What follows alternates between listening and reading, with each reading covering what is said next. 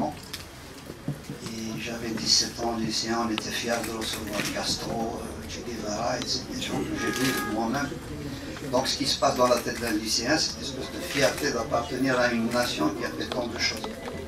Et à côté de ça, j'étais un petit peu troublé, parce que autant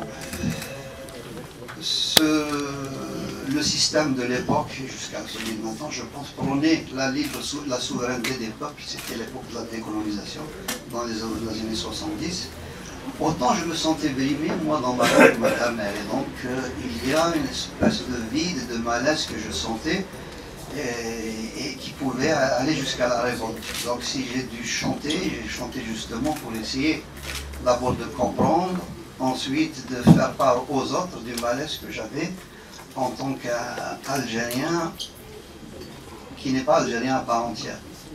Parce que d'un côté, nous avons observé nos devoirs, là je parle de la culture berbère, nous avons milité pour que l'Algérie soit indépendante, le sang a coulé comme je vous le disais. Moi en tant qu'individu, ma petite personne, j'ai essayé d'observer mes devoirs. Sa nationalité, son officialité n'était pas de mise. Alors je trouve ça un petit peu bizarre parce que j'ai un passeport algérien, c'est écrit nationalité algérienne. Et on a longtemps dénié à ma langue le droit d'être algérien. Et ça c'est un monstre. Et si je parle... Comment? Non. Ça c'est une carte d'asile aussi. Voilà. Donc, et ça me paraissait bizarre d'être partie prenante de ce pays, collé à son histoire, et de ne pas voir, moi, ma langue, internationale, et être officielle, ça me paraissait tout à fait évident. Et donc, si on me refuse, ou si on rencontre des difficultés pour y arriver, c'est que quelque part, on est en train de murmurer, de me dire, bon, tu es algérien, mais comme nous voulons. Ça, je ne peux pas l'accepter. Voilà. Donc, j'ai la franchise nécessaire de vous le dire. Il n'y a absolument aucun tabou, donc vous pouvez poser toutes les questions que vous voulez. Je suis très à l'aise, parce que je ne sais pas être autrement que ça. Voilà, merci beaucoup. Ben voilà, on va commencer, je pense. Donc, qu'elle soit nationale et officielle. C'est ça En fait, mon problème n'est pas avec les Algériens. On a un imaginaire collectif, on a des rêves qu'on partage ensemble. Le problème, c'est que moi, je n'entrevois pas de solution s'il n'y a pas la reconnaissance de ma culture en tant que nationale et en tant qu'officielle. Parce que sinon, je serais un morceau de cette Algérie. Alors, ce qu'il y a, c'est que si on s'obstine dans cette posture, il ne faut pas s'étonner à ce que des gens voient germer dans leur tête d'autres idées, qui même si elles ne paraissent pas normales, pourraient prendre une logique certaine, pourraient être cohérente. Puisque vous refusez cela, qu'est-ce que vous voulez qu'on fasse? Est-ce qu'on doit se séparer? Est-ce qu'on doit se mettre à l'écart? Est-ce qu'on doit se battre? Voilà. Donc tout l'enjeu est là. Bon. Les enjeux politiques sont très difficiles, très complexes. Après tout, moi je ne suis qu'un saltimbanque qui gratouille sa guitare dans un coin et qui est le premier content de voir que ses chansons fonctionnent et que des gens s'intéressent à lui. Mais à côté de ça, on ne peut pas susciter une adhésion populaire si on ne ressent pas les préoccupations des gens. Voilà. Donc ce qui blesse les gens me blesse aussi. Il faut que je me sente à l'aise dans cette Algérie. Il faut que d'autres gens qui ne soient pas berbérophones puissent me comprendre, m'aider, et puis faire un bout de chemin ensemble pour demander ces choses qui sont tellement simples et de ne pas créer de tabou. Maintenant, ce qui va se passer, tu sais, on ne peut pas le savoir. Hein. Mais il faut s'attendre à tout. Très bien. Je vais tout simplement vous demander de vous présenter avant et de vous mettre debout afin que toute l'assistance écoute votre question. Allez-y. Brahim Salim Al-G23, j'ai quelques petites questions. La première, c'est celle de... Quelques petites, allez-y. Donc la première, c'est pouvez-vous nous expliquer cette rupture avec la scène algérienne? Or, beaucoup de chanteurs algériens vous attendent sur scène. La deuxième, votre album, dernier album, bien qu'il ait eu beaucoup de succès, certains de vos fans ont critiqué le fait que vous vous éloignez un peu de vos racines. Comment vous réagissez par rapport à cela? Et la troisième question, il y a beaucoup de vos chansons qui ont été traduites dans plusieurs langues, dont l'arabe. Comment vous réagissez par rapport à ça? C'est-à-dire... Alors la première question, c'est la scène. Ouais, c'est ça. Voilà. Je pense qu'il n'y a pas eu de rupture. Parce que de toute façon, je viens en Algérie. Il n'y a pas de souci. Professionnellement, c'est un autre problème. Dans les années 80, on en parlait tout à l'heure. On a essayé de faire des spectacles et puis je pense qu'il y a eu des réticences de la part de, disons, des responsables. Hein. On n'est pas là. Voilà. Tu en connais un beau sac, non? Voilà. Et à chaque fois, il y avait une sorte de, pas de refus, mais une fin de non-recevoir tacite. Donc, je devais par exemple une fois chanter à Tizi Ouzou, puis devant l'afflux des gens qui venaient réserver, le directeur avait pris un peu peur. Je crois que l'enseignement pris auprès de la wilaya, ils ont voulu botter en touche, comme on dit, et en disant qu'on fera ça un autre jour. Donc moi j'ai insisté en disant tiens, mais on peut le faire dans le stade, donc c'est une question de public. On m'a dit que le stade était en rénovation. J'étais même prêt à aller de village en village. Les chanteurs d'aujourd'hui. Voilà. C'est un vaste programme. C'est vrai. Ben oui, il a la parole, trop vite. Posez toutes les questions.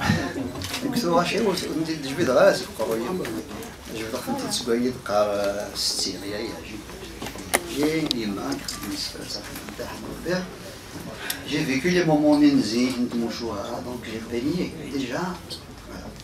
Je ne pouvais pas faire autrement parce que je suis le produit de mon père et de mon mère. Justement. C'est son rire, c'est les cris. Donc après je suis né, j'ai baigné tout ce que j'ai appris. C'est inné. Puis là, au-delà de mon village, il n'y avait rien. Voilà. Et tout le reste, il a fallu que je l'importe. Parce que sinon, entre le senti et le pensé, il y a quand même une différence. Et c'est pour ça que je pense que les chansons, elles ont eu un certain dépôt, c'est parce qu'elles sont nées sur le terroir et plus du terroir. Quant à la deuxième question, bon, les nouveaux,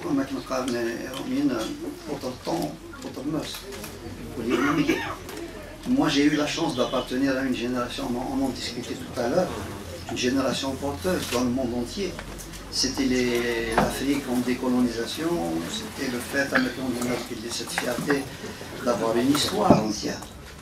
Et je sais que toutes les choses qui vont venir quand on parle d'autonomie, quand on parle d'indépendance, ce sont des choses qui sont logiques, parce qu'elles découlent d'un phénomène de révolte et de réaction, de ras-le-bol.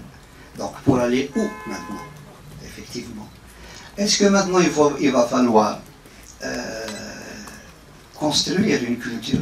Parce que jusque-là, je ne la vois pas, hein, cette culture. Il y a des bribes, il y a des choses. Alors que, comme le sous-sol détient des richesses, la terre algérienne est le théâtre de choses fabuleuses, musicales, théâtre, tout ce qui est populaire, l'expression, etc. Mais malheureusement, l'idéologie a pris le pas sur l'émotionnel. Parce que l'artistique, la culture et l'idéologie ne s'entendent pas. L'idéologie est un discours, c'est une chose verticale, c'est un dogme où on l'accepte, ou on n'est rien. Voilà. Et moi, je n'accepte pas ce genre de choses. Pour aller faire un bout de chance, de route ensemble, il faut qu'il y ait une reconnaissance mutuelle. Comme dirait le Dalai Lama, la responsabilité universelle, c'est la clé de survie de l'humanité. D'ailleurs, c'est le meilleur terrain pour construire pour les générations futures un monde meilleur, une culture plus juste, et surtout une répartition des richesses du sous-sol d'une manière égalitaire, et le développement aussi de l'instinct de l'environnement. Voilà. À partir de là, on comprend que la reconnaissance de soi passe par la reconnaissance de l'autre. Si on ne se reconnaît pas mutuellement, on ne peut pas vivre ensemble. D'ailleurs, cette phrase, il l'a dite au chef du FLN, Darboka. Il a apprécié d'ailleurs, parce qu'après il a fait un solo de Darboka, mais... Bon, alors, il y a le monsieur là, le journaliste. Bon, il y a une partie de l'intervention à laquelle je peux répondre. À la langue, est-ce que le combat est le même?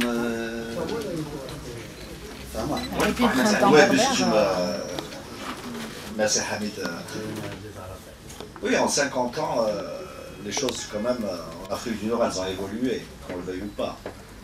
Entre le moment où Berbère TV a été créé le 1er janvier 2000 aujourd'hui, j'ai l'impression que ça fait un siècle.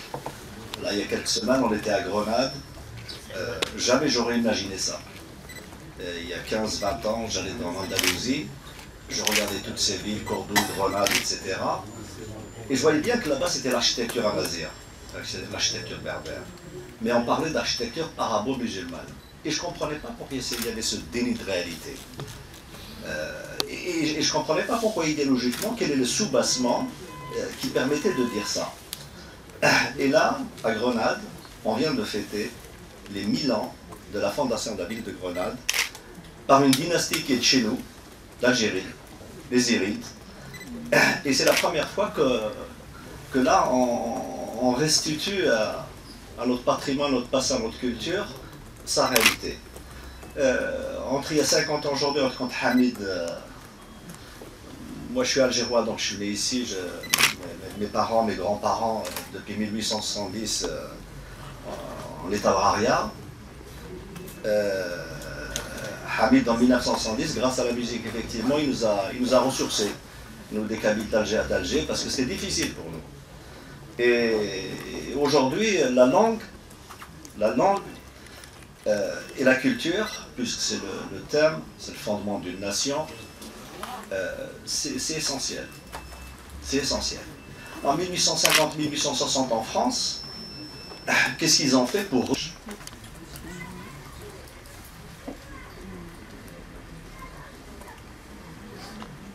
Merci. Merci. Vous êtes franchement ému par cette réflexion.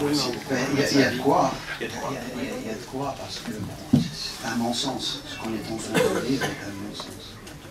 Ne pas prendre en compte son héritage, ses racines, remonter ce cordon ombilical dont on a besoin, aller vers la source, ou quelque part, vers Dieu ou je ne sais qui, peu importe, mais remonter pour voir d'où on vient. Et il se trouve que sur notre route, il y a des gens qui occultent ça. C'est désespérant.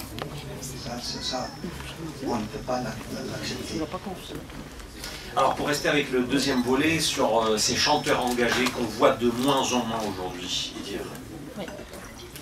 Peut-être que chaque période amène son lot d'artistes, mais qui sont conditionnés par la vie du moment. Nous avons... J'ai fait un petit peu la guerre, parce que je me souviens de... Enfin, j'ai pas fait la guerre, non, bon. D'avoir 4-5 ans, je me souviens d'une sensation de chaleur où ma mère se mettait sur nous pour nous protéger, parce que comme on avait une maison qui était en dehors du village, l'armée française attaquait ça avec le mortier. Et donc j'ai entendu ce bruit assourdissant, cette espèce de peur, et que je regardais le regard de mon frère, on était tous sous la maman, et surtout de ma soeur, un mélange de peur, d'appréhension, et puis d'espoir aussi, on va s'en sortir, peut-être que ça va exploser, tu vois. J'ai connu ce moment. J'ai connu la liesse dans la victoire qu'on a eue dans notre pays. Et j'ai connu cette fierté d'appartenir à ce pays. Et j'ai connu la déception de voir ce pays ne pas tenir compte de moi. Et ça, c'est terrible à vivre. Donc je reviens à la question qui nous a, le troisième ou le quatrième de la question. C'est que il ne s'agit pas d'être pour ou contre sortir la panoplie du parfait petit idéologue. Il s'est battu pour son identité, il a chanté son identité, on aime ou on n'aime pas, c'est un autre problème. Il a été emprisonné, il a été jusqu'au bout de ses idées. Voilà. Ça, c'est déjà, c'est respectable. Quand on arrive maintenant à l'autonomie de cette Kabylie, c'était bien de poser ce problème. Parce que c'est à partir de la discussion qu'on essaie d'ouvrir et de comprendre et de voir éventuellement le meilleur chemin possible. Moi, je me souviens d'une époque où je me suis dit, bon, la nation algérienne n'est pas encore un état de droit. Parce que d'abord, dans la Constitution, on te dit, la première phrase, l'Algérie est un pays arabe. Je dis non, l'Algérie c'est un pays. Deuxièmement, l'islam est la religion d'État. L'État n'a pas à avoir de religion. Il n'a pas de sexe. Il est éternel, il est permanent. Il est simplement le garant des institutions. Donc à partir de là, tu ne peux pas lutter avec un substrat comme ça. C'est très difficile. Parce que tu n'y trouves pas ta place. Tu te dis, bon, si l'Algérie est un pays arabe, je ne suis pas arabe. Comment? Pourquoi nous arabiser comme disait Yassine? Oui, mais si on te dit, oui, c'est vrai, c'est un pays arabe, je ne le suis pas. L'Algérie est un pays, l'islam est religion d'État. Qu'est-ce qu'on fait de tous ces gens qui sont de nationalité française et qui vivent ici? Et on donne même la nationalité française aux archevêques, il y a même, paraît-il, encore des juifs qui existent ici en Algérie. Est-ce qu'ils sont algériens? Est-ce qu'ils ne le sont pas? Parce que si on en écarte un, on s'éloigne du chemin de la justice et puis de la démocratie. Donc toutes ces choses-là, il faut avoir, comment dire, l'honnêteté, le courage de les discuter. Et donc on arrive à cette histoire d'autonomie. Du temps de Boumedienne, quand il y avait des élections, il avait une astuce. Il allait voir les notables de chaque région, quand il y avait des élections comme ça. Il les arrosait, bien sûr, donc, et il pouvait avoir des voix comme ça. Je me suis dit, c'est pas un artifice du système. Oui, toujours un artifice du système. Je suppose. Mais comme je ne suis pas là, je ne peux pas. Voilà. Et n'étant pas un état de droit, donc nous sommes une société, quelque part, encore un peu, qui tire les enseignements du tribalisme. Alors, si tu fais maintenant une autonomie, morceler, rendre les régions autonomes, est-ce qu'on ne va pas tomber dans ce travers de la tribalisation de la société? À la limite, parler de l'indépendance, c'est plus logique. Parce que là, c'est bien codifié. Nous demandons une parcelle de terrain qui soit indépendante, donc séparée du reste de l'Algérie.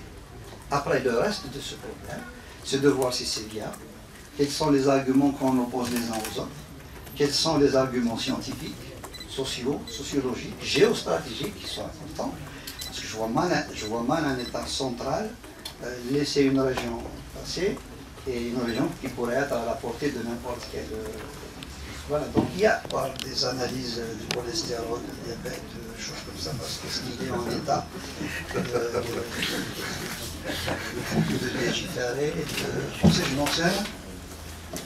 Normalement, bon, en France ou ailleurs, les bilans de santé de chaque président sont connus, même publiés, etc.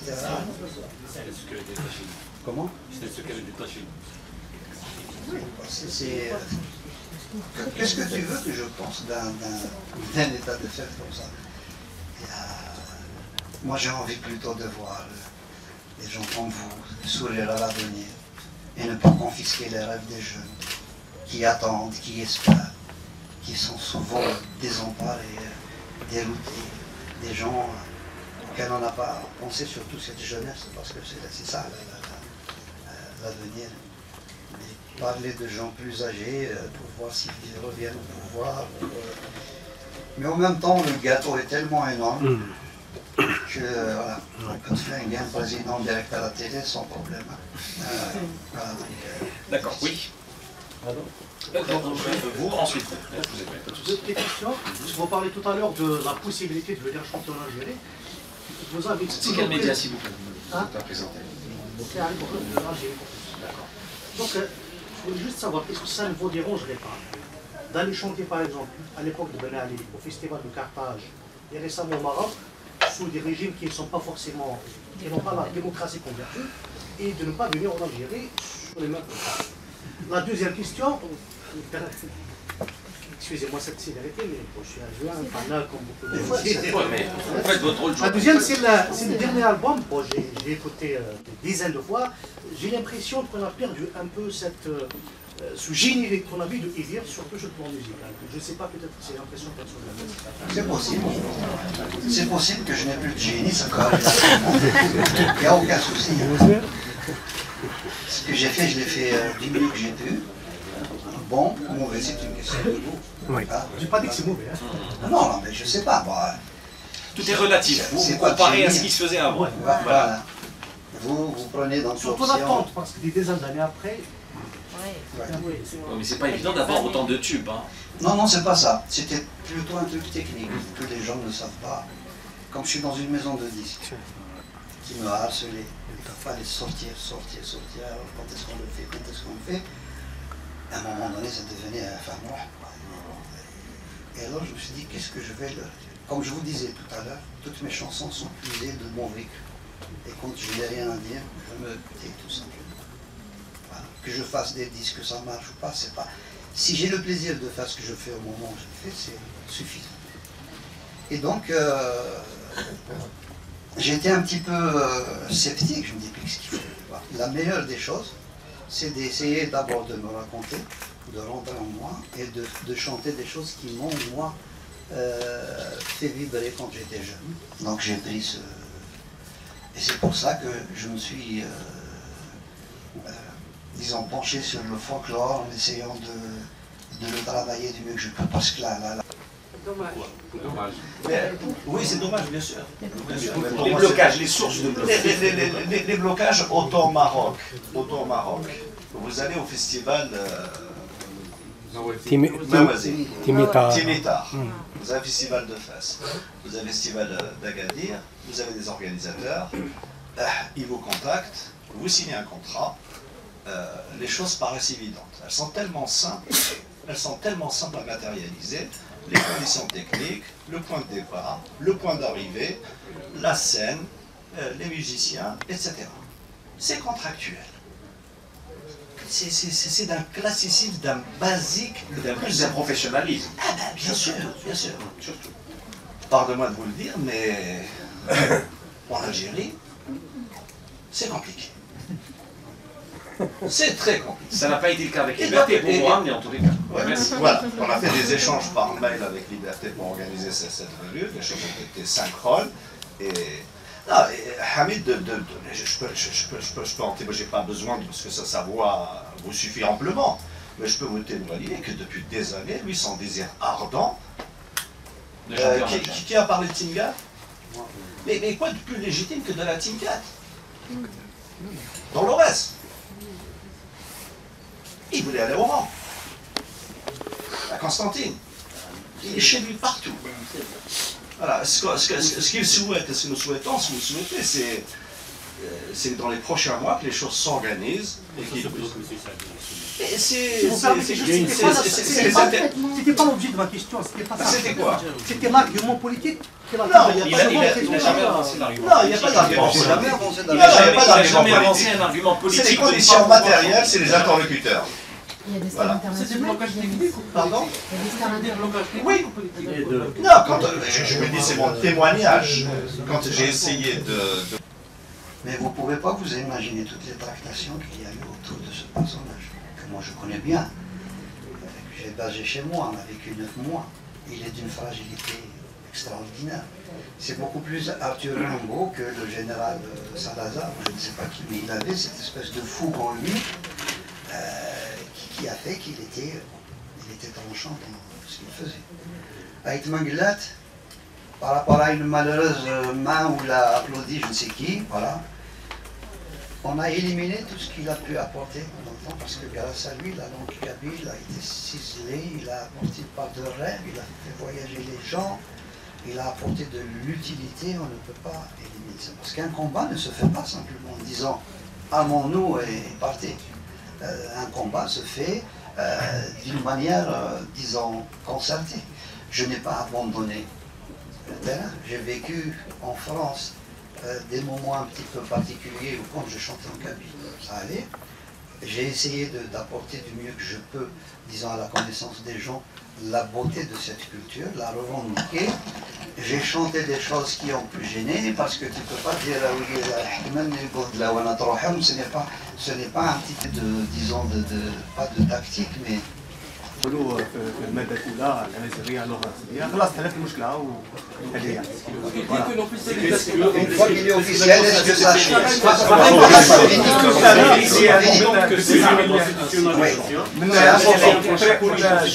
الدستور تاعنا اللي تبدل 3 فوا وراح يزيد 2 فوا وراح يزيد يتبدل يعني درك هاد الايامات يزيد يبدلوها. De toute façon, à partir du moment où elle est officielle, on ne va pas quand même revenir en arrière. Voilà. Ça ne gêne personne, l'Afrique du Sud est la 11 langue officielle. C'était que ça. Il peut t'expliquer beaucoup mieux. Oui, sur la venue de Idir avec Zidane, quand Zidane a sollicité Idir pour qu'il l'accompagne, Idir a été à Marseille, il a rencontré sa famille, et il était clair que Idir était l'invité de Zidane. Et Zidane voulait que Idir vienne avec lui pour rayonner encore plus et marquer son amazérité. Et quand il est venu ici, quand il est arrivé ici, Idir est intervenu plusieurs fois en direct sur Berbère TV pour relater ce qui se passait. Parce que c'est vrai qu'il y avait, alors que Zidane est venu par émotion, il est venu dans la terre de ses parents. Il a joué pour l'équipe de France, il a gagné la Coupe du Monde avec l'équipe de France, la Légion d'honneur en France. Même quand il a donné le coup de boule à Maserati, il a été... Materazzi. Je ne porte pas dans mon cœur. Il a été reçu par le président Chirac à l'Élysée, malgré le carton rouge. Malgré le carton rouge. Il a été reçu par le président Jacques Chirac à l'Élysée pour lui dire « Mon garçon, t'es un Français, c'est pas grave. On t'aime, t'es avec nous. » Il est resté très longtemps. Et donc Zidane, quand il est arrivé ici, il a payé parce qu'il savait qu'il disait ce qu'il représentait pour les Amazirs.